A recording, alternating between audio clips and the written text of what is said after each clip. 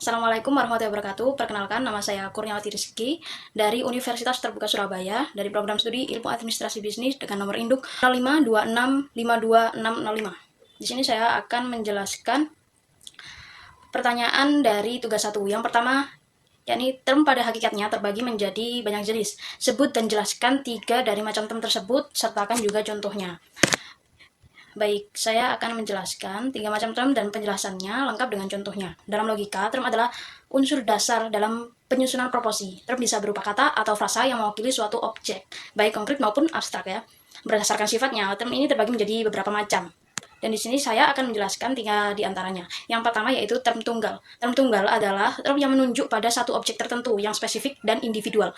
Objek yang dimaksud bisa berupa orang, tempat, atau benda yang hanya satu dan tidak merujuk ke kelompok. Contoh, Candi Borobudur. Term ini hanya menunjuk pada satu objek, yaitu satu candi tertentu, bukan semua candi di Indonesia. Yang kedua, yakni term umum. Term umum merujuk pada kelompok objek yang memiliki kesamaan karakteristik. Term ini tidak hanya menunjuk satu objek, tetapi bisa berlaku untuk banyak. Contoh, dokter. Kata dokter bisa merujuk pada siapapun yang mewakili profesi sebagai dokter, tanpa menyebut nama atau orang tertentu.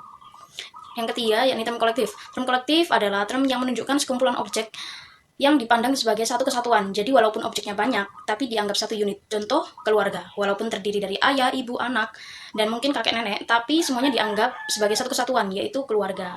Baik, lanjut ke pertanyaan kedua, yaitu jelaskan dan berikan contoh bentuk sesat pikir atau logical fallacy.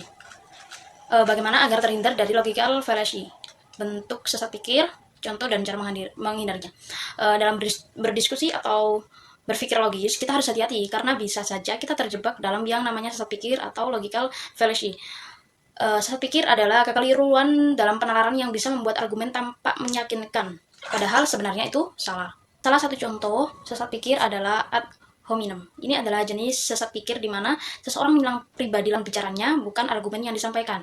Contoh, misal dalam diskusi seseorang berkata pendapatmu salah karena kamu nggak punya pendidikan tinggi. Padahal yang seharusnya dinilai adalah isi argumennya, bukan latar belakang orang yang berbicara. Mengapa sesat pikir seperti ini berbahaya? Karena bisa membuat kita gagal berpikir objektif, menutup diri terhadap kebenaran, dan membuat diskusi jadi tidak sehat ya. Dan bagaimana cara agar kita terhindar dari sesat pikir? Yang pertama, fokus pada isi argumen, bukan pada siapa yang menyampaikan.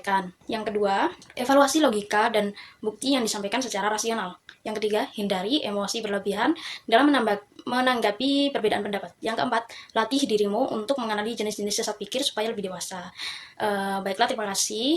Hanya ini saja yang bisa saya sampaikan. Kurang dan lebihnya mohon maaf. Sekian, wassalamualaikum warahmatullahi wabarakatuh.